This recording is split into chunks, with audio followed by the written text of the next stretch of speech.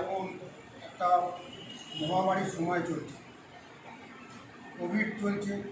আর কোভিডে যারা যে সমস্ত মানুষরা, ডাক্তার থেকে আরম্ভ করে, নার্স থেকে আরম্ভ করে, পুলিশ প্রশাসন এবং যারা সাফাই কর্মী আছে, যারা বুক চিপিয়ে কোভিডের সাথে লড়াই করছে, আমি প্রথমেই উত্তরবঙ্গ এবং দক্ষিণবঙ্গ পুরো পশ্চিমবঙ্গের সমস্ত কোভিডের সাথে যে লড়াই করছেন তাদেরকে আমি আন্তরিকভাবে প্রীতি, শুভেচ্ছা এবং নমস্কার জানাচ্ছি।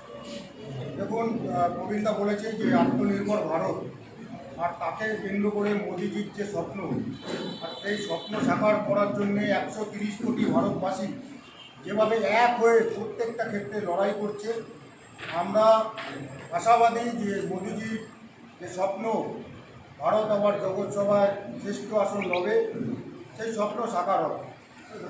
তাই জন্যে কিছুদিন আগে মাননীয় অমিত শাহজি ভার্চুয়াল র্যালির মধ্যেও কিছু প্রশ্ন রেখেছিলেন। বিশেষ করে পশ্চিমবাংলার বুকে যে স্বৈরাচারী শাসন ব্যবস্থা চালাচ্ছে মমতা ব্যানার্জি, এবং তিনি যেভাবে মিসহ্যান্ডেল করছেন, রাজ্যের প্রশাসন থেকে আরম্ভ করে পুরো সিস্টেমের 12টা বাজিয়ে দিয়েছেন। গরিব মানুষের কথা বলেন, মা মাটি মানুষের সরকারের কথা বলেন, কিন্তু যখন অমিত শাহজি একটার পর একটা কথা রেখে এবং তিনি হিসাবের কথাও চেয়েছেন, সেগুলো আমি সংক্ষেপে আপনাদের কাছে বলবো। আত্মনির্ভর ভারতের কথাও বলবো, আর সাথে সাথে উত্তরবঙ্গের যে পরিস্থিতি অর্থাৎ কোভিডকে কেন্দ্র করে সেটাও বলবো। আর এই ক্ষেত্রে অর্থাৎ দার্জিলিং লোকসভা ক্ষেত্রে যা বিষয় থাকবে মাননীয় রাজু বিস্তারি বলবে।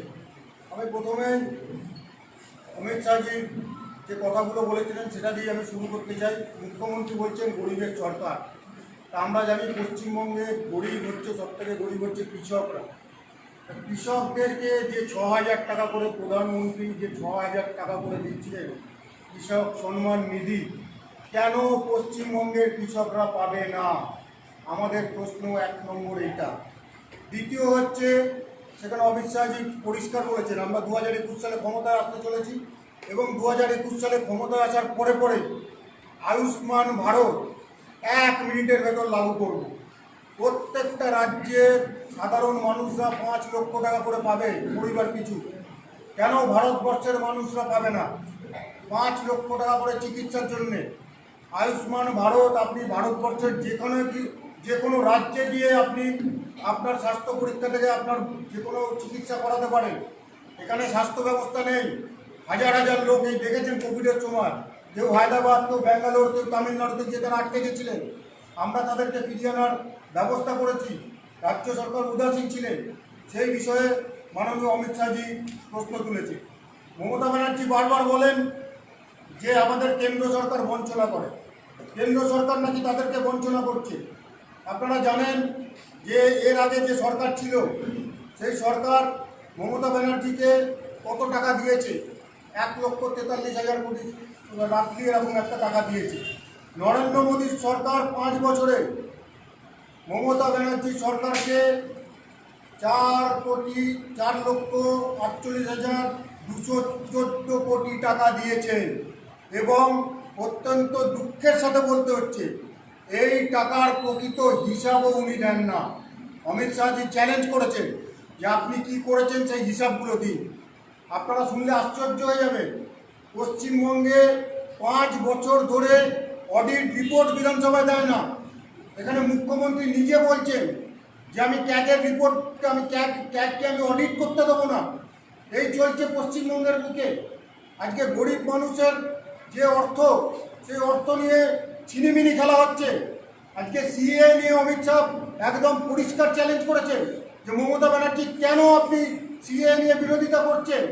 আজকে তো তার মানে মমতা ব্যানার্জি আপনি মতুয়া বিরোধী, আপনি নমস্যত্ব বিরোধী, আপনি শরণার্থী বিরোধী হয়ে গেছেন। এটা মানুষের কাছে পরিষ্কার করতে হবে আপনাদের। আপনার কাছে আপনারা প্রশ্ন রাখছি আপনাদের মাধ্যমে, মমতা ব্যানার্জি ক্লিয়ার করুন তার স্ট্যান্ড কী আছে। 2005-এ পার্লামেন্টে জানেন আপনারা কী করেছে? তিনি একসময় বলেছিলেন যে সিপিএম ভুয়ো ভোটার ঢোকাচ্ছে বাংলাদেশ থেকে, সব ভুয়ো ভোটার। আর আমরা যখন শরণার্থীদের সিটিজেনশিপ দিতে যাচ্ছি তখন এই মমতা ব্যানার্জি মতুয়াদের, নমশূদ্রদের বিরোধ করছে। আর অমিত শাহজি সেখানে প্রশ্ন তুলেছেন যে আপনি হিসাব দিন। আর হিসাবের সময় দয়া করে এটা ভুলে যাবেন না যে ওখানে বোমা শিল্পের হিসাব দেবেন না, ওখানে সিন্ডিকেট রাজের হিসাব দেবেন না, ওখানে চপ শিল্পের হিসাব দয়া করে দেবেন না। আমরা বিরোধী আসার পর থেকে, বিশেষ করে পঞ্চায়েত নির্বাচন আপনারা দেখেছেন, যে পঞ্চায়েত নির্বাচনের পর থেকে প্রায় 100 জনের কর্মীকে তৃণমূলের কর্মীরা গুন্ডারা কীভাবে হত্যা করেছে। আজকে মমতা ব্যানার্জি তার কোনো প্রতিকার করেননি, তার কোনো অ্যাকশান নেননি। তাই এই প্রশ্নগুলো আমরা জনগণের কাছে বারে বারে রাখছি। দ্বিতীয় বিষয় হচ্ছে মমতা ব্যানার্জি, দ্বিতীয় বিষয় আজকে যেটা গোবিন্দ বললেন যে আত্মনির্ভর ভারত, আর এই আত্মনির্ভর ভারতের স্বপ্ন যে নরেন্দ্র মোদী দেখেছেন তাকে সাকার করার জন্য তিনি 130 কোটি মানুষের ওপর আস্থা রেখেছেন। কারণ আপনারা দেখেছেন মোদীজি ভারতবর্ষের মানুষকে, 130 কোটি মানুষকে যা যা বলছেন, বিশেষ করে কোভিডের সময় তারা অক্ষরে অক্ষরে পালন করছেন। নরেন্দ্র মোদীজি 20 লক্ষ কোটি টাকার, অর্থাৎ জিডিপির 10% বিভিন্ন ক্ষেত্রে প্যাকেজ ঘোষণা করেছে। আর সেই প্যাকেজ আমাদের অর্থমন্ত্রী বিস্তারিতভাবে একদম বলেছেন কোথায় কত কোটি টাকা দেওয়া হচ্ছে। আমরা আত্মনির্ভর ভারত করতে চলেছি, মেক ইন ইন্ডিয়া করতে চাই। নেহরুর যে ভুল অর্থনীতি ছিল সেই ভুল অর্থনীতিতে আমরা ফাঁদে পা দিতে চাই না। আমরা চাই যেখানে ম্যানুফ্যাকচারিং ইউনিট গড়ে উঠুক, আমরা চাই যে এমএসএমইর মাধ্যমে এখানে উদ্যোগপতি গড়ে উঠুক। আর সেই উদ্যোগপতি মোদীজি উদাহরণ দিয়েছেন যে এখানে ভারতবর্ষে যেরকম মাস্ক বানত, ভারতবর্ষে কি ভেন্টিলেটর হতো, সেইখানে আমরা আজকে কোথায় চলে গেছি। তাই প্রত্যেকটা পৃথিবীর যে কোনো উদাহরণ দেখবেন আপনারা শিল্পে, তারা আগে নিজের দেশের প্রতিষ্ঠা পেয়েছে, আর তাই প্রতিষ্ঠা পাওয়ার পর তারপর আন্তর্জাতিক ক্ষেত্রে প্রতিষ্ঠা পেয়েছে। আর মোদীজি দেশীয় শিল্পের ওপর পুরো একদম আস্থা রেখেছেন। আর তাই তিনি বলেছেন যে লোকালের জন্য ভোকাল হওয়ার জন্যে, অর্থাৎ লোকালের জন্য ভোকাল হন। আর এই উদ্যোগপতিরাই আগামী দিনে করোনা পরবর্তীকালে পুরো বিশ্বকে একটা সাপ্লাই দেবে। তার সাথে সাথে অর্থনীতি জানেন যে এখন অর্থনীতি যেভাবে চলে, শুধু তো ভারতবর্ষের অর্থনীতি নিয়ে চলে না, এটা সারা বিশ্বকে নিয়ে চলতে হয়, এটা সবাই জানেন।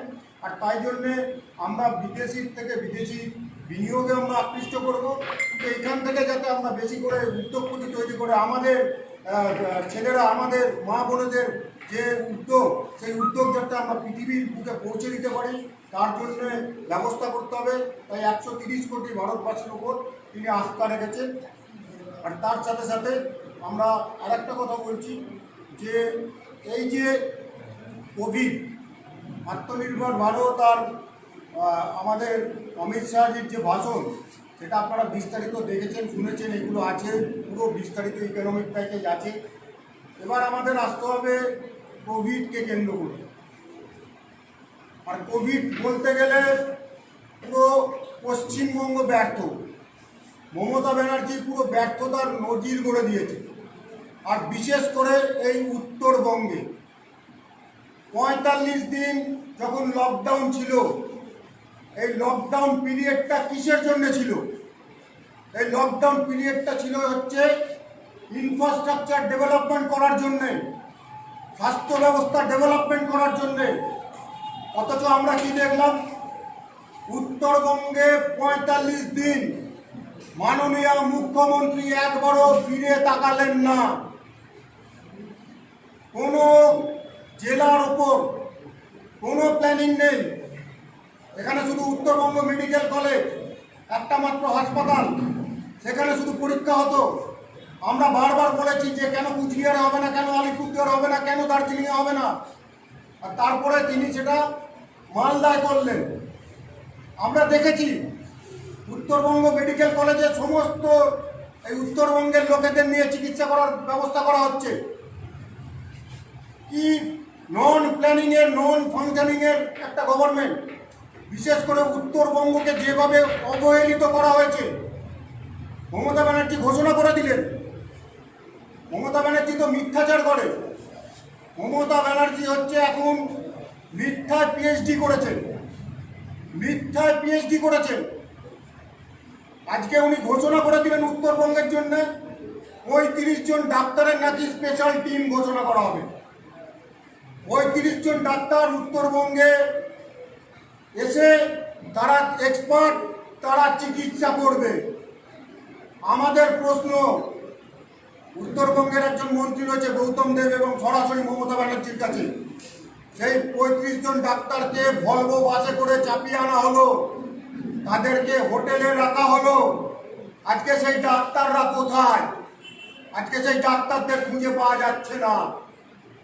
শুধু তাই নয়, আপনারা শুনলে আশ্চর্য হয়ে যাবেন, এই যে 35 জন এক্সপার্টের কথা বলা হচ্ছে, এই 35 জন এক্সপার্ট কলকাতার থেকে পাঠানো হয়নি। এরা উত্তরবঙ্গেই কাজ করে, প্রত্যেকে তৃণমূলের সাথে যুক্ত।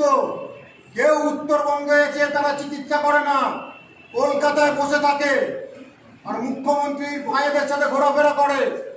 আর আজকে তাদেরকে বলা হচ্ছে 35 জন এক্সপার্ট এখানে নাকি পাঠানো হয়েছে। অর্থাৎ উত্তরবঙ্গের মানুষের সাথে পুরোপুরি প্রতারণা করা হচ্ছে। আমরা প্রশ্ন করতে চাই, উত্তরবঙ্গের মানুষের সাথে কেন এরকম বিমাতৃসুলভ আচরণ করা হবে? তারা কি বিজেপিকে ভোট দিয়েছে বলে তাদের সাথে এই বিমাতৃসুলভ আচরণ করা হবে?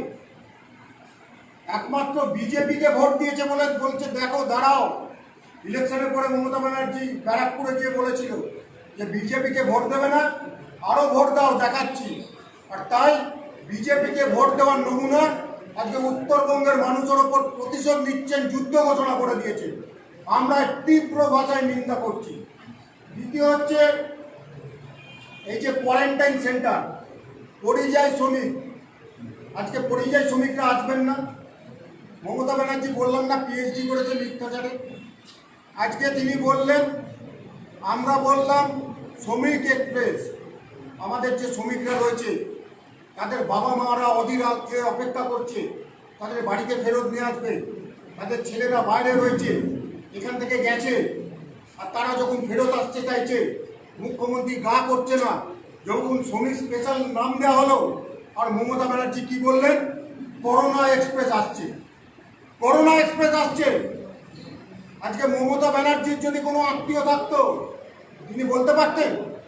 আজকে উত্তরপ্রদেশ, বিহারের লক্ষ লক্ষ, 30 লক্ষ, 20 লক্ষ, ঝাড়খণ্ড, উড়িষ্যা, প্রত্যেকটা জায়গায় পরিযায়ী শ্রমিক চলে গেছে এবং কোয়ারেন্টাইনের সুস্থ ব্যবস্থা রয়েছে পশ্চিমবঙ্গ তথা উত্তরবঙ্গে।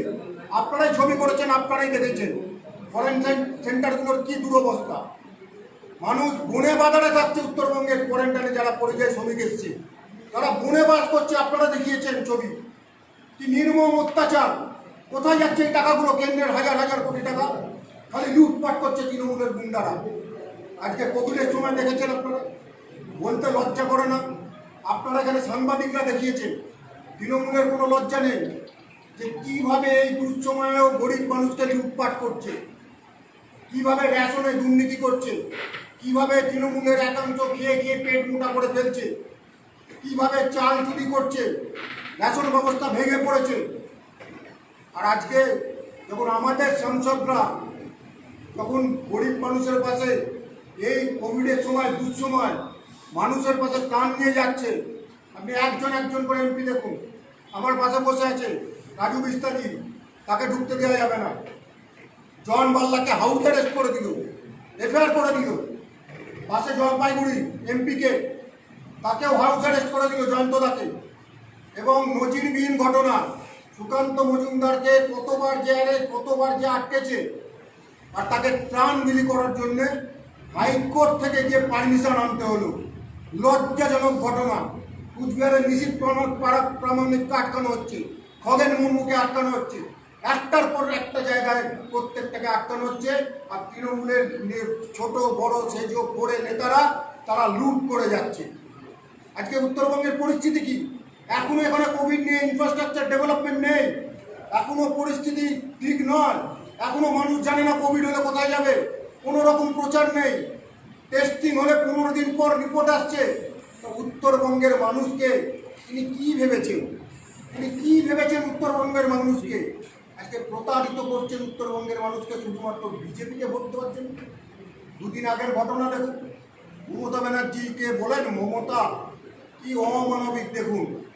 গড়িয়ার একটি শ্মশানে আপনারা দেখেছেন, সেখানে মৃতদেহের লাশ, আর সেই লাশগুলোকে কিভাবে টেনে নিয়ে যাচ্ছে, আংটা দিয়ে টেনে নিয়ে যাচ্ছে। বর্বরোচিত আচরণ। আজকে দ্বিতীয় বিশ্বযুদ্ধের কথা মনে পড়ে যখন এই ব্যবস্থা দেখা গেছিল।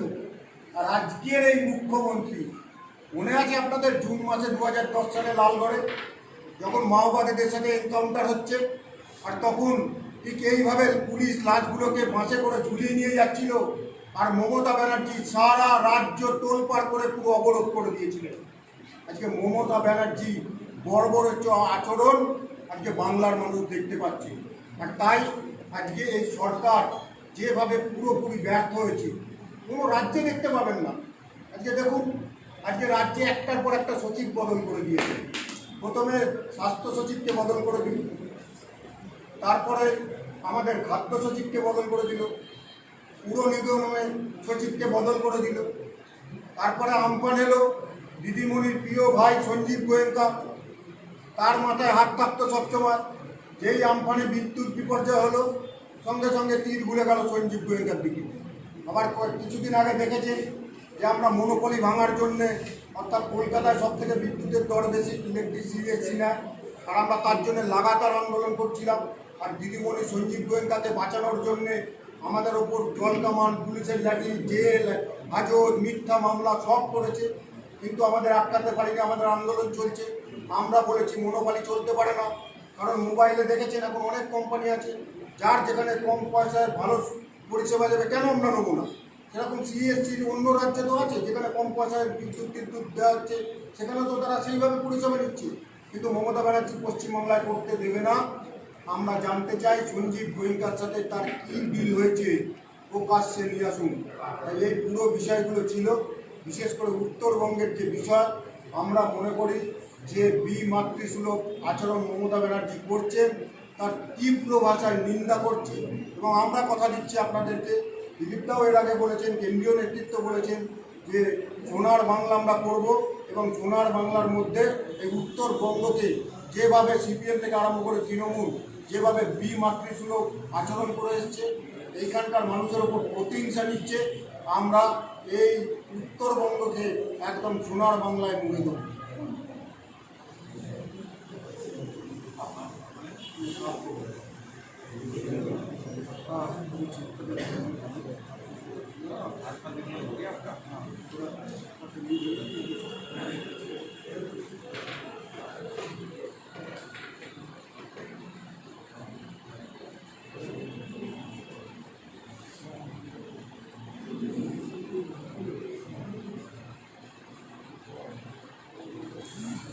नमस्कार मित्रों, आदरणीय राजदा रविंदा सबको नमस्कार।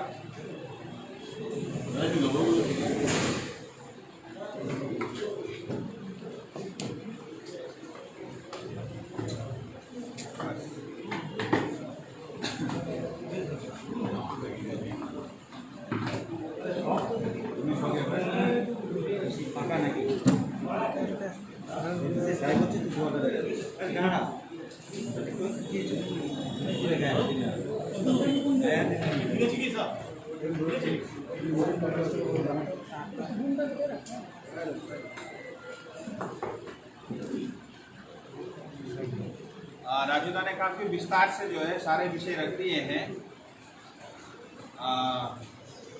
जो कमियां पश्चिम बंगाल टीएमसी सरकार की है, और इस कोरोना के कठिन समय में जिस तरह से केंद्र सरकार ने 20 लाख करोड़ यानी अपने टोटल भारतवर्ष का जो जीडीपी है, हमारी टोटल जीडीपी करीब 210 लाख करोड़ के आसपास है। हम हर साल करीब 30 लाख करोड़ का बजट जो है सदन में पेश करते हैं, तो 210 लाख करोड़ का करीब करीब जो है 10% के आसपास यानी 20 लाख करोड़ की घोषणा जो है केंद्र की सरकार ने किया है।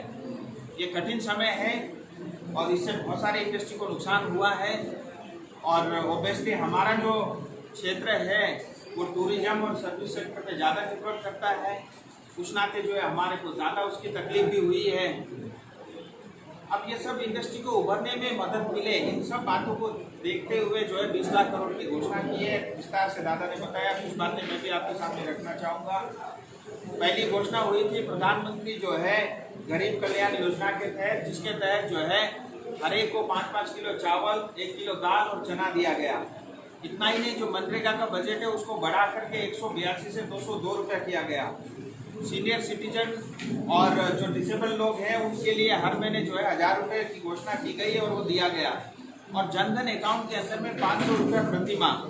और मैं आपकी जानकारी के लिए बता दूं, सिर्फ और सिर्फ मैं दार्जिलिंग जिले की बात करूं तो 2,78,000 लोगों को प्रति माह जो है 500 रुपया इस दौरान मिला है। और सेल्फ हेल्प ग्रुप को जो है 10 लाख से लेकर के 20 लाख रुपए तक, यानी विदाउट गारंटी कोलेटरल फ्री जो है कर्जे की घोषणा भी जो केंद्र सरकार ने दी है। ऐसे बहुत सारी घोषणाएं प्रधानमंत्री गरीब कल्याण योजना के अंतर्गत हुआ है। एमएसएमई सेक्टर को 3,70,000 करोड़ रुपए की घोषणा की है, क्योंकि हमारा जो क्षेत्र है ये सारा एमएसएमई में कवर होता है। आपकी टी इंडस्ट्री देख लीजिए, टूरिज्म, ट्रेडिंग, जो कुछ भी आता है वो ये सारा जो है एमएसएमई में आता है। एमएसएमई की डेफिनेशन को भी चेंज किया है, 100 करोड़ की टर्नओवर तक को एमएसएमई का दर्जा उनको मिलेगा। और इतना ही नहीं, जो सिख और एनपीए इंडस्ट्री है उसके लिए भी कर्जे की जो है रिस्ट्रक्चरिंग की इसमें मदद दी है। और मिडिल क्लास और आम आदमी के लिए 6 महीने तक की ईएमआई की छूट दी है। हेल्थ के इंफ्रास्ट्रक्चर को इम्प्रूव करने के लिए देश भर में 15,000 करोड़ की घोषणा की है और उसका पहले फेज की पैसा जो है वो भी दिया गया। और इतना ही नहीं, जो छोटी कंपनी को राहत देने के लिए 24% जो पीएफ का कंट्रीब्यूशन है वो भारत सरकार दे रही है। टीडीएस जो सर्विस सेक्टर से जुड़े हुए उनके लिए बहुत लाभ का विषय है। 25% तक की जो है रिडक्शन टीडीएस में किया गया है। और जो स्ट्रीट वेंडर है, जो ठेले चलाने वाले, उन तक को भी 10,000 रुपये तक का जो है आसानी से जो है बैंक से लोन मिल जाएगा। हर एक कंपनी को जिसको इस कोरोना संकट के समय में तकलीफ हुई है 20% तक की एडिशनल वर्किंग कैपिटल, इसकी भी घोषणा की है। One nation one ration card की घोषणा की है। किसानों के लिए बहुत सारी जो है सुविधा इसके अंदर में दी है। और प्रधानमंत्री जी का यही कहना है, अपने लोकल के लिए वोकल होना है। और आने वाले समय में हर जिले के अंदर में 1 डिस्ट्रिक्ट 1 प्रोडक्ट हिंदुस्तान में रहेगा। और जो है इसके कारण हमारे देश में जितने भी जिले हैं उन सब जिलों को भी इसकी मदद मिलेगी। और क्योंकि हम फोकस होकर के, कंसंट्रेट होकर के हर एक जिले में अगर एक प्रोडक्ट को आगे बढ़ाने के लिए पूरी ताकत झोंक देंगे तो हमारे जो लोकल ब्रांड है आने वाले समय में ये जो है ग्लोबल ब्रांड जो है बनने की दिशा में बढ़ेंगे। मैं पिछले काफ़ी दिनों से अपने क्षेत्र में घूम रहा हूँ और इस कोरोना संकट को लेकर के बहुत जो है कठिन समय जो है पश्चिम बंगाल में चल रहा है। और आए दिन जो है हमारे यहाँ पे डेथ का जो परसेंटेज है और जो नंबर से आए दिन जो है काफ़ी तेज़ी से बढ़ रहा है। तो आपकी जानकारी के लिए मैं रखना जरूर चाहूँगा आपके सामने। हमको थोड़ा नंबर्स, क्योंकि पश्चिम बंगाल में बहुत झूठ बोला जाता है और टीएमसी सरकार इसके लिए पॉपुलर है। दादा ने तो उनको एक डिग्री भी दे दी पीएचडी की। तो इस झूठ के कारण जो है सही और गलत का फर्क जो है आम जनता को नहीं होने के कारण जो है ये कोरोना और तेजी से बढ़ रहा है। देखिए, आज पूरी दुनिया के अंदर में 78 लाख 78 लाख कोरोना पॉजिटिव हैं और उसके अंदर में रिकवरी रेट पूरी दुनिया में वर्ल्ड का 51% है। और जो है पूरी दुनिया में डेथ का जो रेशियो है वो 5.5% है। और पूरी दुनिया में 4,28,000 लोग कोरोना से संक्रमित थे जो ठीक होकर के अपने घर को वापस जा चुके हैं। हिंदुस्तान की आप बात करो, अभी तक 3 लाख कोरोना पीड़ित हैं और 50% यानी जो ग्लोबली जो 51% है उसके करीब करीब जो है हमारी रिकवरी रेट है। और डेथ रेट जो है हिंदुस्तान में 2.8% है। और जो है पश्चिम बंगाल की आप देखिए 10,000 लोग पीड़ित हैं और 10,000 में से रिकवरी रेट जब हिंदुस्तान का 50% है, पश्चिम बंगाल का 41% है। और हिंदुस्तान में डेथ रेट 2.8% है, पश्चिम बंगाल में 4.5% है, ऑलमोस्ट डबल है। और जो है अभी तक 460 जो है, ये तो सरकारी आंकड़े हैं, जो रात में जो लाशें जलाई गई उसकी जो है, इसमें मैंने अभी उस संख्या को नहीं जोड़ा। और आप बगल के हमारे राज्य उड़ीसा में देखिए 3500 लोग जो है कोरोना से संक्रमित हैं, हमारा ही पड़ोस में राज्य है। और जो है वहाँ रिकवरी रेट 70% है और वहाँ पे डेथ रेट जो है 0.2% है। इसी के आसपास पूरा नॉर्थ ईस्ट सिक्किम भी है। तो पश्चिम बंगाल भी उड़ीसा, नॉर्थ ईस्ट सिक्किम की तरह इतना ही बढ़िया इस कोरोना से लड़ सकती थी। हमारी सरकार, टीएमसी सरकार की लापरवाही के कारण जो है आज हमको ये दिन देखना पड़ा है और जो है बड़ा दुख के साथ कहना पड़ रहा है, ये आंकड़े तेजी से बढ़ रहे हैं। तो मेरी राज्य की सरकार से पिछले दिनों मैं बहुत तेजी से जो है पिछले 3 दिन से गांव-गांव बीडीओ ऑफिस और बीडीओ हमारे ब्लॉक के जो अस्पताल है वहाँ पे भ्रमण कर रहा हूँ, क्वारंटाइन सेंटर में जा रहा हूँ, लोगों से मिल रहा हूँ, आम जनता नागरिक से मिल रहा हूँ और राजनीति से ऊपर उठ करके मैं समझने की ये कोशिश कर रहा हूँ कि समस्या क्या है और उसका समाधान क्या हो सकता है। तो मैं अपनी राज्य की सरकार से कुछ डिमांड रखता हूँ। देखिए, इमीडिएटली पश्चिम बंगाल के अंदर में टेस्टिंग की संख्या बढ़ानी पड़ेगी, नहीं तो हम कोरोना को नहीं रोक सकते। और सिलीगुड़ी क्षेत्र के अंदर में 2 कोविड के अस्पताल है, दोनों अब फुल हो गए हैं। हमको इमीडिएटली और अस्पताल की आवश्यकता है और इमीडिएटली बहुत डॉक्टर और नर्सेस की शॉर्टेज है। जब मैं ब्लॉक अस्पताल में गया तो ब्लॉक अस्पताल के अंदर में जो सैंक्शन मैन पावर है उससे 1/3 लोग ही काम कर रहे हैं। पिछले 3 महीने से किसी भी डॉक्टर, नर्स और किसी भी स्टाफ ने छुट्टी नहीं ली। नक्सलबाड़ी, फांसी देवा, खोरीबारी ब्लॉक अस्पताल के अंदर में जो डी ग्रेड के स्टाफ है, जो सैंक्शन काउंट 20 है, लेकिन कई महीनों से और कई पिछले 3 सालों से सिर्फ 5 और 6 लोग ही कंटिन्यूसली काम कर रहे हैं। ये उनके साथ अन्याय है, अत्याचार है। इमीडिएटली इसकी तरफ भी ध्यान देने की आवश्यकता है। और ये जो टेस्ट हो रहा है, सैंपल कलेक्ट किया जा रहा है, ये एक हिसाब से सिर्फ ड्रामा हो रहा है। आप सैंपल कलेक्ट कर रहे हो और 14-14 दिन, 15-15 दिन तक उसका आप रिपोर्ट नहीं दे रहे हो। मैं अभी खरसियम के क्वारंटाइन सेंटर में गया और वहाँ क्वारंटाइन सेंटर में एक भैया जो वहाँ पे थे, खिड़की से बात हुई क्योंकि डिस्टेंस मेंटेन करना पड़ता है। तो उन्होंने बताया उनका 14 दिन पूरा हो गया, लेकिन अभी तक उनको टेस्ट रिपोर्ट नहीं मिला। अब हो गया क्या कि वो घर चले जाएंगे, घर में घूमेंगे, ससुराल जाएंगे, वहाँ भी घूमेंगे, मामा के यहाँ जाएंगे, वहाँ भी घूमेंगे। तो उसके कारण अगर बाद में पॉजिटिव आया तो बहुत सारे लोग जो है कोरोना से जो है संक्रमित हो सकते हैं। और ऐसा बार बार हो रहा है। पहले 14 दिन के बाद उनको छोड़ा जा रहा है, फिर बाद में पूरे परिवार के साथ जो है उनको पकड़ के लाया जा रहा है। इसीलिए जो है ये टेस्टिंग जो हो रही है 24 घंटे में, बाकी प्रांत जो कर रहे हैं, जो आईसीएमआर की गाइडलाइन है 24 घंटे के अंदर में सबकी रिपोर्ट आनी चाहिए। और जो है एक समस्या और जो है नॉर्थ बंगाल में देखा जा रहा है कि अस्पताल के अंदर में कोविड दो अस्पताल में कोविड का इलाज हो रहा है। बाकी अस्पताल के अंदर में जो रूटीन के हमारे मरीज है या बाकी जो पीड़ित लोग हैं उनके लिए अस्पताल में बेड नहीं मिल रहा है, उनको एडमिशन नहीं मिल रहा है। तो ये सरकार को इमीडिएटली ये तय करना पड़ेगा कि कौन से अस्पताल कोविड होंगे और उसके अलावा बाकी जो पेशेंट है उनके लिए जो है अस्पताल की सुविधा करनी पड़ेगी। और क्वारंटाइन सेंटर की जो क्वालिटी है उसको इम्प्रूव करना पड़ेगा। वहाँ खाने पीने की व्यवस्था ठीक करनी पड़ेगी, वहाँ पे टॉयलेट और वॉशरूम की व्यवस्था उचित करनी पड़ेगी। और जो लोग रह रहे हैं बहुत मतलब अनहाइजीनिक जगह पे रह रहे हैं, वहाँ पे हाइजीन की, साफ सफाई की, इसकी व्यवस्था करनी पड़ेगी। और मैं कई दिन से ये देख रहा हूँ पश्चिम बंगाल में एक फुल टाइम जो है हमारे को स्वास्थ्य मंत्री की आवश्यकता है। आज समस्या ये है कि मुख्यमंत्री जी स्वास्थ्य विभाग अपने साथ रख करके बैठी हुई है और उनके पास इतना समय नहीं है। इसलिए मैं ये भी मांग करता हूँ राज्य सरकार से, मुख्यमंत्री जी को स्वास्थ्य विभाग से इस्तीफा देना चाहिए और एक फुल टाइम जो है हमको जो है मंत्रालय जो है मंत्री पश्चिम बंगाल के अंदर में हो, तो इस समस्याओं का कुछ हद तक निदान हो सकता है। ঘোষণা আপনাদের করে দিই, এটা হলো মাননীয় প্রধানমন্ত্রীজির পত্রকে একটা আমরা রাজ্য অফিস থেকে আপনাদেরকে দেখিয়েছিলাম। আর সেই পত্র নিয়ে আগামী 16 তারিখ আমরা ডোর টু ডোর যাব, 1 কোটি পরিবারের কাছে আমরা পৌঁছাবো। যেখানে আমাদের সাংসদরা আছেন সেই সাংসদরা সেই পরিবারের কাছে গিয়ে সেই পত্র দেবেন আত্মনির্ভর ভারতে। আর যেখানে সাংসদরা নেই সেখানে রাজ্যর প্রমুখ নেতারা সেখানে গিয়ে পরিবারে গিয়ে সেখানে গিয়ে পত্রটা দেবেন। দ্বিতীয় হচ্ছে আপনারা জানেন যে ভারতকেশরী ডক্টর শ্যামাপ্রসাদ মুখার্জি তার জন্মজয়ন্তী 6 জুলাই 78,000 বুথ, অর্থাৎ পশ্চিমবঙ্গে 78,000 উপর যে বুথ আছে প্রত্যেকটা বুথে আমরা অত্যন্ত ঘটা করে সম্মানের সাথে তা পালন করি। সেখানেও সব সাংসদরা থাকবেন আর রাজ্যের নেতৃবৃন্দরা থাকবেন। তাহলে কি ইলেকশন থেকে বিজেপি প্রচারটা শুরু করে দেবে ইলেকশনকে সামনে?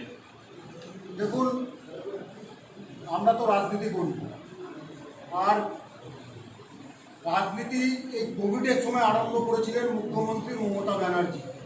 আপনাদের স্মরণ থাকবে মালদার মিটিং থেকে যখন নরেন্দ্র মোদী কোভিড নিয়ে বলছেন যে ভারতবর্ষে কোভিড এসছে, আপনারা সচেতন হন, তখন বাংলায় মুখ্যমন্ত্রী এই মালদার প্রশাসনিক ভবনে বৈঠকে বলছেন যে সব কোভিড টোভিড কিছু নয়, শাহিনবাগ থেকে নজর ঘোরানোর জন্যে তিনি কোভিডের কথা বলছেন।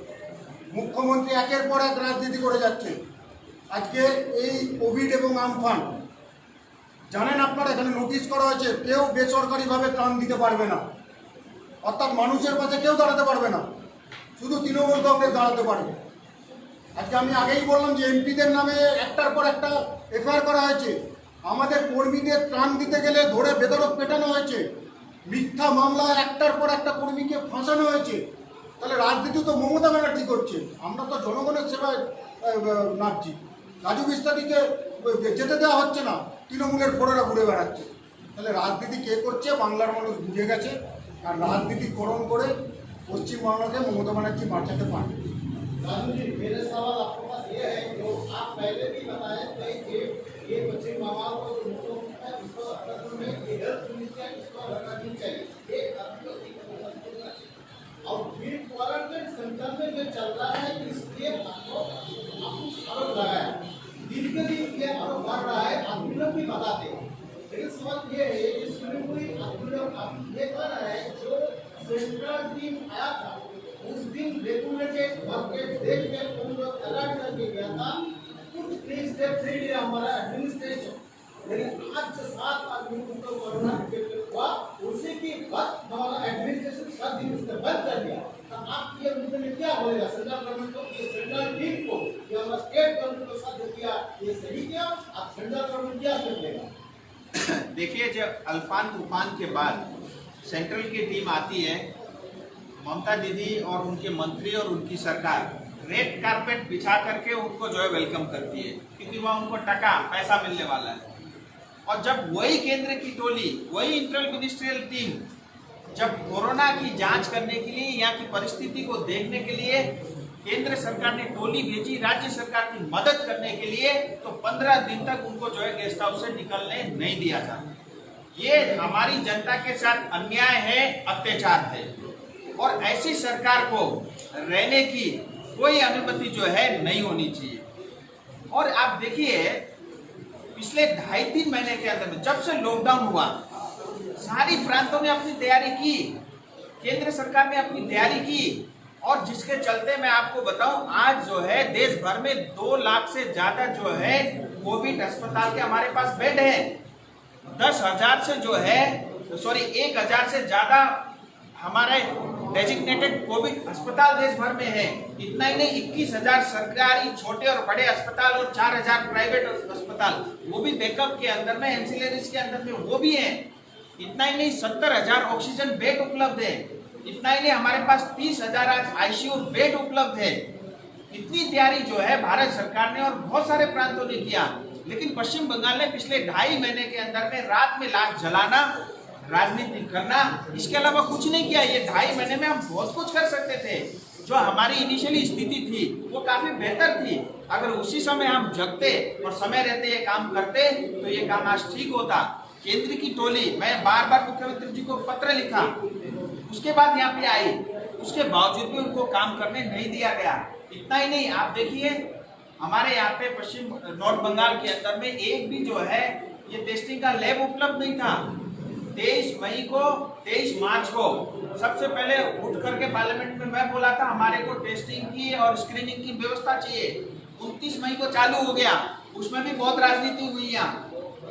और जो है इतना ही नहीं, आप देखिए ना, आज जो है केंद्र सरकार ने 150 करोड़ रुपया नॉर्थ बंगाल मेडिकल कॉलेज के अंदर में सुपर स्पेशलिटी अस्पताल बनाने के लिए 150 करोड़ रुपया दिया। और इतना ही नहीं, उस अस्पताल के लिए जितनी प्लांट और मशीनरी है वो सब आ चुकी है वहाँ पे इक्विपमेंट, लेकिन आज तक जो इतने साल हो गए वो बिल्डिंग बन करके तैयार नहीं हुआ। और वहाँ पे जो प्लांट मशीनरी इक्विपमेंट जो आए थे वो सड़ रहे हैं। अगर इतना बड़ा अस्पताल आज अगर बना होता तो हमारे इतने सारे जो मरीज है वहाँ पे आसानी से आराम से इलाज कर सकते थे।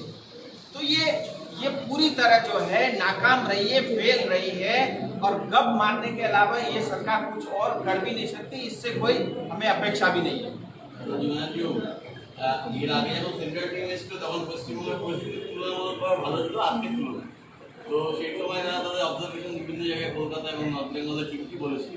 তো এখন পরিস্থিতি সব জায়গায় ডিটেরিওরেটিং এবং সিচুয়েশন ক্রমশ আরও খারাপের দিকে যাচ্ছে। আপনারা কি সেন্ট্রাল গভর্নমেন্টের কাছে সেন্ট্রাল টিম পাঠানোর দাবি তুলবেন দলগতভাবে? সেন্ট্রাল টিমের সঙ্গে এখন যা পরিস্থিতি crisis of hospital and doctor centers government of railway ministry already offered district government to take their assistance like as well isolation coaches and comfort scanner and nurses etc. এই জায়গাটাতে আপনারা কি করা চাইছেন? দেখুন, কেন্দ্রীয় টিম প্রথম কথা এসেছিল কেন? রাজ্যকে তো সাহায্য করার জন্য। কিন্তু ওখানে বসে স্বরাষ্ট্র সচিব, মুখ্য সচিব, তিনি কি বলছেন অডাসিটিটা দেখুন। ডিজাস্টার ম্যানেজমেন্ট অ্যাক্ট চলছে আর তিনি বলছেন আমি সেন্ট্রাল টিমকে এখানে ঢুকতে দেবো না, আমাদের পারমিশন ছাড়া এখানে ঢুকতে পারবে না। তার সরকারের মোটিভটা দেখুন, মানুষ মরে যাক। আরে কেন্দ্রীয় সরকারের টিম এসছে কিসের জন্যে? তোমাকে তো সাহায্য করার জন্যে। এটা কি রাজনীতি করার সময়? 15 দিন এখানে রাজুজি বললেন ঢুকতেই দিচ্ছিল না, 15 দিন তাদেরকে বসিয়ে রেখে দিল কিসের জন্যে? আজকে যে আমি বারবার বললাম মমতা ব্যানার্জি কতখানি ইমপ্র্যাকটিক্যাল দেখুন। কলকাতা থেকে 350 ওপর নার্স চলে গেছে, ভয়ে পালিয়ে গেছে। আজকে পশ্চিমবঙ্গের বুকে সব থেকে বেশি ডাক্তার আর নার্স আর স্বাস্থ্যকর্মীরা মারা গেছে। আজকে আমার শিলিগুড়ির পাশেই একজন ডাক্তার মারা গেছে, তার আত্মার শান্তি কামনা করছি। আজকে কোনো পরিকল্পনা নেই। পিপিই কিট থেকে আরম্ভ করে পিপিই কিট পরে মন্ত্রী ঘুরছেন, ডাক্তাররা রেনকোট পরে ঘুরছে। আর এই কেন্দ্রীয় টিম এসে যখন পুরো ব্যবস্থাটা ডেকে যখন সাহায্যের হাত বাড়িয়ে দিচ্ছে, তখন মমতা ব্যানার্জি বলছে আমার কেন্দ্রের সাহায্যের দরকার নেই, কারণ সেখানে সব ধরা পড়ে যাবে। কারণ অডিট কমিটি বানিয়েছে, অডিট ডেট কমিটি, শুনেছেন কোনো রাজ্য বানিয়েছে? একটা প্রেস কনফারেন্স হলো যেটা তিনি এক্সপার্ট প্যানেল বানিয়েছিলেন, যে তারা বলল যে 7 জন মারা গেছে করোনাতে। ঠিক তারপরে মমতা ব্যানার্জি 2 ঘন্টা পরে মুখ্য সচিবকে দিয়ে প্রেস করিয়ে বললো 7 জন না 3 জন মারা গেছে। অর্থাৎ পুরো ব্যাপারটাকে ধোঁয়াশা করে দিয়েছে। আর তাই আমরা তো আবেদন করেছি যে এখানে ব্যবস্থা নিন, মানুষ অসহায় হয়ে গেছে, কেন্দ্র টিমকে পাঠান, কেন্দ্র ডাক্তারদের পাঠান, এখানে আবার আসুন, বারে বারে আসুন। কারণ সুপ্রিম কোর্ট দেখেছেন কি বলেছে। সুপ্রিম কোর্ট এর আগেও বলেছে যে এখানে চিকিৎসা ব্যবস্থা ঠিক হচ্ছে না। হাইকোর্ট বলেছে তুমি তথ্য দাও, সঠিক তথ্য দাও। আপনারা বলতে পারবেন কোথায় শিলিগুড়িতে কোয়ারেন্টাইন জোন আছে? আপনারা বলুন দেখি কোথায় কোথায় কোয়ারেন্টাইন জোন আছে? মমতা ব্যানার্জি জানে আর গৌতম দেব জানে। কোনো ইনফরমেশন শেয়ার করবে না, শুধু টাকা আসবে আর লুটে ফুটে খাবে। মানুষ মরছে, মরুক দিয়ে আমায় রাজনীতির গতি বাঁচাতে হবে। আপনার কোনো চিঠি দিচ্ছেন কেন্দ্রীয় সরকারকে বা কেন্দ্রীয় স্বাস্থ্যমন্ত্রীকে দলগতভাবে? আমরা আগেও দিয়েছি, আমরা প্রধানমন্ত্রীকেও বলেছি, আমফানের সময় এসেছিল তখনও বলেছি যে এইভাবে যেভাবে কোভিডের টাকা আসছে, যেভাবে আমফানের টাকা এসছে, আমরা আমফানের প্রতিনিধিদের কাছে বলেছিলাম যে বেনিফিটের কাছে টাকা দেওয়া। আর এই যে যেভাবে কোয়ারেন্টাইন এবং যে পরিযায়ী শ্রমিক তাদেরকে যেভাবে ট্রিট করা হচ্ছে তাই নিয়েও দিলীপ ঘোষ চিঠি দিয়েছেন। আমরা ভবিষ্যতেও আবার আমাদের এমপিরাও চিঠি দিচ্ছেন প্রত্যেকটা ক্ষেত্রে, যার যার নিজের ক্ষেত্রে। एक उन्होंने जो पूछा था ना आइसोलेशन कोच का, देखिए मैं आपकी जानकारी के लिए बताना चाह रहा हूँ। आज से 10 दिन पहले ही मैं हमारी आदरणीय मुख्यमंत्री जी, आदरणीय प्रधानमंत्री जी को पत्र लिख चुका हूँ, यानी रेलवे मंत्री जी को भी पत्र लिख चुका हूँ कि दिल्ली ने, तेलंगाना, बहुत सारे प्रांतों में रेलवे के कोचेस, आइसोलेटेड कोचेस लिए हैं। और मैंने भी हमारे क्षेत्र के लिए मांग किया, हर जिले के अंदर में अगर 16 कोचेस, 16 डब्बे वाले जो है रेल लग जाती है तो उसमें 250 जो है बेड उपलब्ध है, आइसोलेशन वाले बेड। तो ये मैंने डिमांड की है और सारे जिस राज्य ने डिमांड की है उस राज्य को केंद्र सरकार की तरफ से दिया गया है। लेकिन यहाँ की अहंकारी सरकार जो है, केंद्र सरकार को, रेल मंत्री को एक चिट्ठी लिखने में भी उनको जो है तकलीफ आती है। उनको लगता है उनका जो है उसके अंदर में बहुत बड़ा अहित हो गया। इस वजह से जो है हमारी जनता दुख पा रही है। लेकिन हम अपने प्रयास से कोशिश कर रहे हैं कि रेलवे मंत्री के थ्रू यहाँ पे वो कोचेस की व्यवस्था हो। আর একটা আমি যোগ করে দিচ্ছি, এই যে পরীক্ষার ব্যাপারটা, যখন প্রথম মমতা ব্যানার্জি বললো যে এখানে আমাদের কিট নেই, আইসিএমআর এর হেড তিনি সাংবাদিক সম্মেলন করে বলে দিলেন যে আমাদের এখানে 30,000-এর ওপর কিট আছে, মানে 30,000 কিটে প্রায় 4-5জন করে একটা কিটে করা যায়। কিন্তু আইসিএমআরে কোনো পরীক্ষা কোনো পাঠানোই হলো না, অর্থাৎ তিনি কেন্দ্রের কোনো সহযোগিতা নেবেন না। রাজ্য মুড়ে যাক দিয়ে তিনি শুধু রাজনীতি করবেন আর কেন্দ্রের দিকে নজর ঘুরিয়ে দেবেন। এসব প্রশান্ত কিশোরের খেলা, বুঝেছেন? পরিযায়ী শ্রমিককে আনবে না, 400-500 কোটি টাকা খরচা করে প্রশান্ত কিশোরকে নিয়ে আসবেন এখানে, আর তাকে জামাই আদর করবে। পরিযায়ী শ্রমিকরা মরে যাক দিয়ে, কিন্তু প্রশান্ত কিশোরকে জামাই আদর করে রাখতে হবে। তাই জন্যে আজকে পশ্চিমবঙ্গের এই পরিস্থিতি, আজকে প্রত্যেকটা ক্ষেত্রে আপনি দেখুন, আজকে ল অ্যান্ড অর্ডার সিচুয়েশন ভেঙে গেছে। কে? স্বরাষ্ট্রমন্ত্রী মমতা ব্যানার্জি। আজকে এখন স্বাস্থ্যমন্ত্রীকে মমতা ব্যানার্জি। পুরো ক্ষেত্র, পুরো কেন্দ্র, এটা সরকার চলছে, তো সরকার চলছে। सर, कोरोना के केसेस लगातार दिन प्रतिदिन बढ़ते जा रहे हैं। लॉकडाउन में इस तरह की सिचुएशन नहीं थी, तो ऐसा क्या ड्रास्टिक डिसीजन लेंगे कि इस पर रोकथाम करेंगे कम से कम सिलीगुड़ी में? देखिए, मैं आपको बता दूं, सिलीगुड़ी के लिए जो सुझाव हो सकते थे अभी इससे पहले मैंने डिटेल में आपको दिया है। हमको इमीडिएटली जो है टेस्टिंग बढ़ानी पड़ेगी। जो लोग बाहर से आए उनकी ट्रेकिंग ठीक से करना पड़ेगा। उनको प्रॉपर 14 दिन तक चाहे घर चाहे इंस्टीट्यूशन क्वारंटाइन में रखना पड़ेगा। उनकी टेस्ट करनी पड़ेगी, उसके बाद ही उनको नेगेटिव आने पर घर भेजना पड़ेगा और साथ ही उचित अस्पताल की व्यवस्था करनी पड़ेगी। ये करके ही हम कोरोना को कंट्रोल में कर सकते हैं। और रही बात देश भर की, देखिए कल और परसों 2 दिन प्रधानमंत्री जी के साथ सारे प्रांतों के मुख्यमंत्रियों की बैठक है, क्योंकि हम सब लोग फेडरल स्ट्रक्चर के अंदर में रहते हैं। सारे प्रांत और केंद्र की सरकार मिल करके देश की हित के लिए, देश की नागरिक के हित के लिए जो भी अच्छा होगा वो निर्णय कल और परसों बैठक के बाद दिया जाएगा। राजू जी, आपको ये पश्चिम बंगाल में जो कोरोना जो गाइडलाइन प्रोटोकॉल जो है हर जगह में अलग अलग लग रहा है। आदमियों को ये आरोप लगा रहा है कि कुछ जगह में क्वारंटाइन सेंटर बंद कर दिए, कुछ जगह में 7 दिनों के लिए क्वारंटाइन रखते हैं, होम क्वारंटाइन कर देता है। ये आईसीयू में पूरा आई ऑफ होम क्वारंटाइन कर दिए, क्वारंटाइन रहना चाहिए। इस मुद्दे में सेंट्रल गवर्नमेंट का रोल क्या है? इंटरवेंट करना चाहते हैं? देखिए क्या है, हमारे संविधान ने ये क्लियर डायरेक्शन दिया है। जैसे डिफेंस है, सिक्योरिटी का मामला है, रेलवे है, ये प्योरली केंद्र सरकार का विषय है। और जहाँ तक जो है स्वास्थ्य विभाग आता है, हेल्थ की बात आती है, ये प्योरली स्टेट का सब्जेक्ट है। कुछ सब्जेक्ट कंकरेंट भी रहते हैं जो केंद्र और राज्य सरकार मिल करके करती है।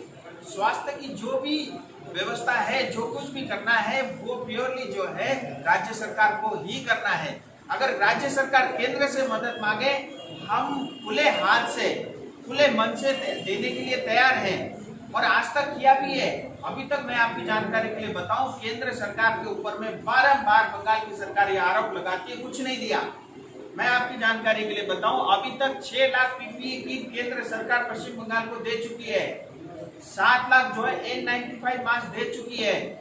अभी तक जो है 35 सरकारी और प्राइवेट मिलाकर के 35 जो है ICMR approve lab testing lab चालू हो चुके हैं। इतना ही नहीं, 11,200 करोड़ रुपए के माध्यम से पश्चिम बंगाल की जनता की सेवा केंद्र सरकार ने किया है। इतना ही नहीं, 126 करोड़ रुपया ये जो मेडिकल इक्विपमेंट और ये सब आइटम खरीदने के लिए केंद्र की सरकार शुरू के 15 दिनों में ही उन्होंने दे दिया था। तो इतना पैसा भी दे रही है, इतनी मदद कर रही है, उसके बावजूद भी जो है यहाँ की सरकार भ्रष्टाचार में उसमें बिजी है। इसलिए मैं आपको पॉइंट और ऐड कर रहा हूँ क्वारंटाइन सेंटर को लेके, क्योंकि आप लोग ने देखा है कि क्वारंटाइन सेंटर में दिक्कत हो रहा है, खाना ठीक से नहीं मिल रहा है, बाथरूम में 4-4 आदमी को एक ही जगह रख दे रहे हैं। वहाँ क्वारंटाइन शॉप में वो स्नैक तो बाइट मिल रहा है, सापेर कामड़ খেয়ে মারা যাচ্ছে।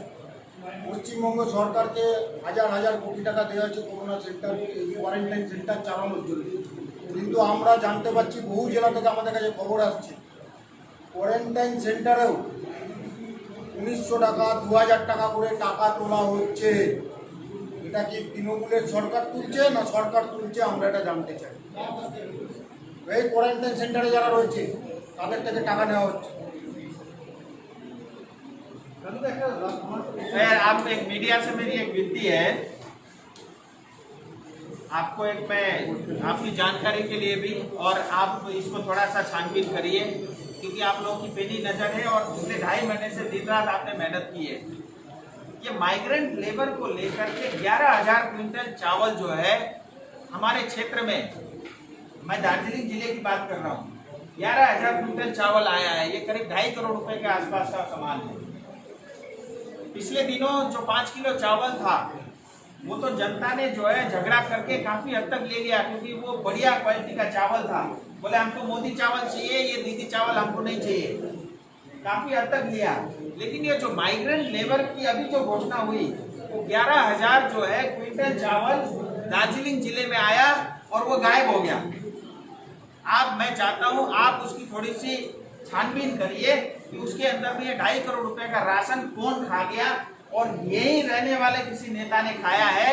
इसकी जो है मैं जांच करवाने की मांग कर रहा हूं, और आने वाले समय में इसकी जो है प्रॉपर घोषणा भी मैं आपके सामने रखूंगा। मैं 2 विषय और रखना चाह रहा हूं। 2 बड़ी समस्या है। एक तो मैंने पहले भी बताया, हमारा क्षेत्र टूरिज्म पे सब कुछ निर्भर करता है। आज दार्जिलिंग के अंदर में जो है होटलों ने बंद रखने की घोषणा की है, और इसका इम्पैक्ट जो है सिलीगुड़ी में भी देखा जा रहा है। हमारे क्षेत्र में पिछले साल जो है 1500 करोड़ का रेवेन्यू जनरेट करके पश्चिम बंगाल सरकार को दिया था टूरिज्म ने। मैं ये बारंबार ये मांग कर रहा हूँ, एक बार फिर दोहरा रहा हूँ, राज्य सरकार ने सिंकोना बागान नष्ट कर दिया, चाय बागान बंद हो रहे हैं, उसके उत्थान के लिए कुछ नहीं किया। अब बुचा कचा टूरिज्म है, ये भी नष्ट होने की कगार पे है। इसीलिए मैं ये मांग करता हूँ कि 30%, 1500 करोड़ का 30% यानी 500 करोड़ रुपए इमीडिएटली जो है राहत के तौर पे राज्य की सरकार को देना चाहिए।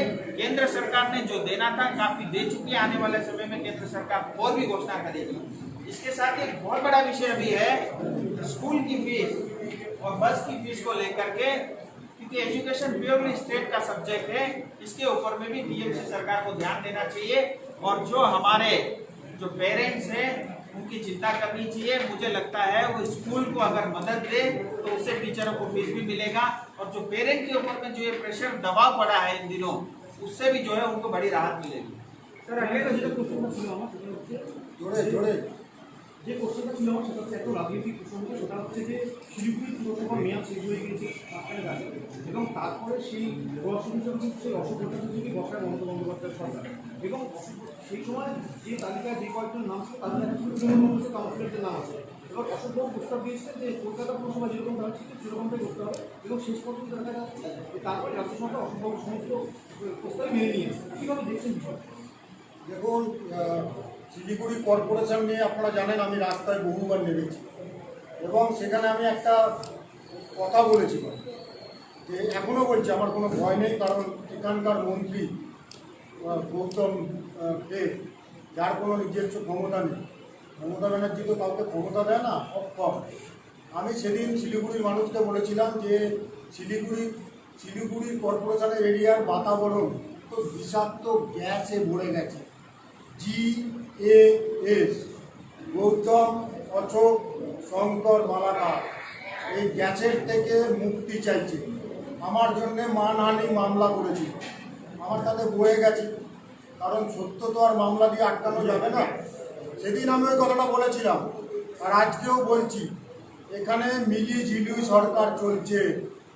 অশোক ভট্টাচার্যের হিম্মত হতো আজকে কোনো কর্পোরেশন আছে, কোনো মিউনিসিপ্যালিটি আছে যে যেখানে চালাতে পারছে বিনা তৃণমূলে? আর এখানে পুরো গটাপের মিউনিসিপ্যালিটি চলছে। আমি তো এটাই শিলিগুড়ির মানুষকে বলেছিলাম যে গটাপের মিউনিসিপ্যালিটি চলছে, আর পুরো যে এসছে দিয়ে এবং এই কর্পোরেশনের কাটমানি খাওয়াখাওয়ি তিনজনে ভাগ করে নিচ্ছে। আর তার ফলে আজকের এই নিদর্শন আপনারা দেখতে পারলেন। যখন অসীম ভট্টাচার্য প্রতিবাদ করলো, এনারা নাকি প্রতিবাদী নেতা, এনারা বলে আসছেন যে কোথাও আমরা প্রশাসক বসাবো না। কেন প্রশাসক বসলো? আবার নিজেরাই গিয়ে মসনদে বসে গেল। অর্থাৎ পুরোপুরি একটা গটাপের সরকার চলছে। আর আমি এটা আগেও শিলিগুড়ির মানুষকে বলছি, আর আজকে সেটা সত্য প্রমাণ হয়ে আজকে সাংবাদিক সম্মেলন আমরা এখানেই শেষ করবো। এরপরে আমাদের একটা বিশেষ কার্যক্রম আছে, তার জন্য তার মাঝখানে মাননীয় রাজুদা সদ্য রাজ্যের সহসভাপতি ঘোষিত হয়েছে। আমরা জেলার তরফ থেকে শিলিগুড়ি সাংগঠনিক দলের তরফ থেকে ওনাকে ফুলের চড়া দিয়ে সম্মানিত করতে চাই।